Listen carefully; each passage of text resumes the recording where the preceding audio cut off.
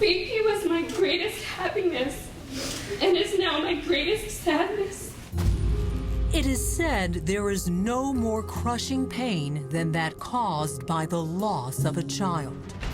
And if that child is savagely murdered, there is a rage that can ravage the soul.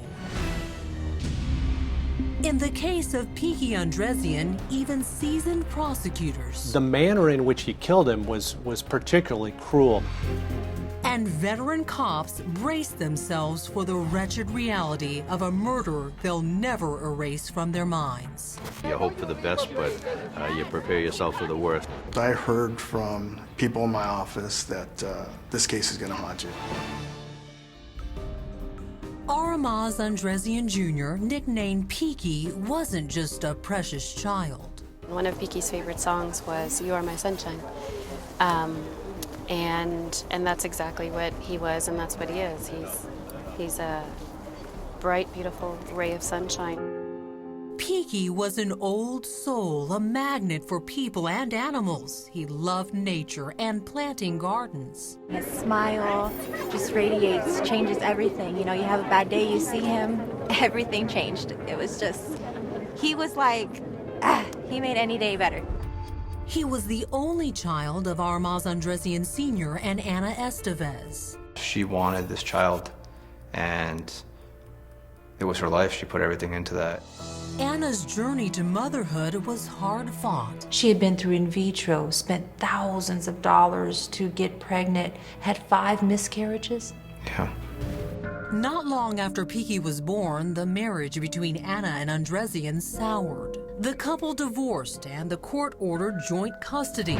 Under the terms of the visitation agreement, the couple was to exchange the child on neutral turf. They always had a mutual meeting place. Yeah, there was always a mutual agreement to meet at either a police station or somewhere in public.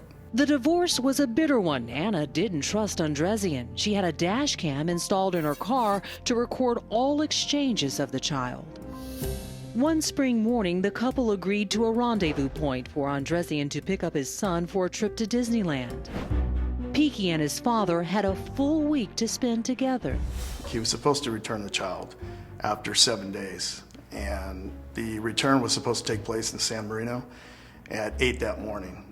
Anna arrived at the designated location anxious to see her son. She waited for hours at this drop-off place in San Marino to receive her child.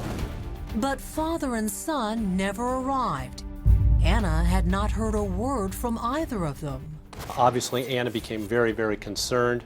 She reported to the police that her son was missing.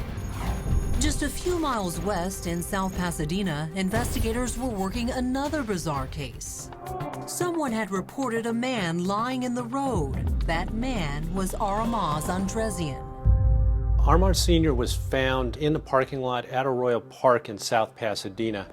He was near his car, which was an older model BMW. He passed out. He was found about 35 feet from the car. Aramazd Sr. was semi-conscious and appeared to be somewhat delusional when he was found by a passerby. Court documents reveal Andressian's hands were scratched and his fingernails were filled with dirt. He had a small laceration or abrasion to the top of his head. He had some scratches to his forearms, his hands, and he complained of bruising to his ribs. No defensive wounds. No defensive wounds. Little Peaky was nowhere to be seen, and to make matters worse, his father appeared in no condition to explain why. He was also found to be under some other opiates, some other prescription medications as well. Andressian was transported to a hospital. When he came to, Initially, did Aramazd Sr. say that he was robbed or some people accosted him or approached him? His initial statement to police officers when they responded to the hospital after he had been transported was he didn't know what happened.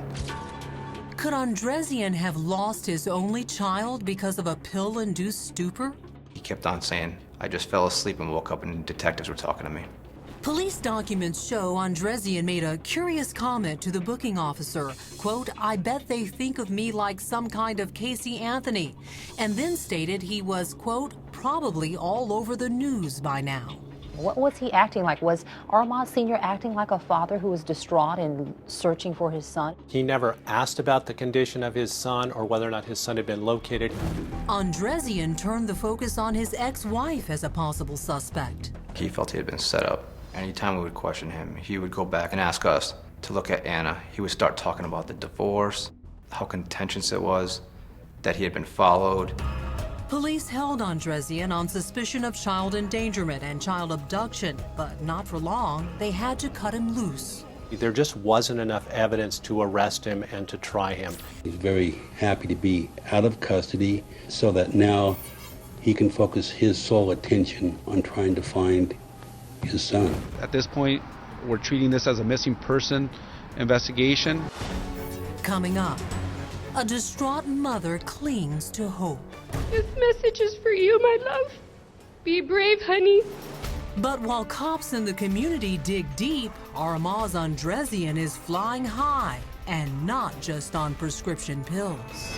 We actually have a photograph of him in tandem skydiving with a huge grin on his face, acting completely different than one would expect if a father's child was missing.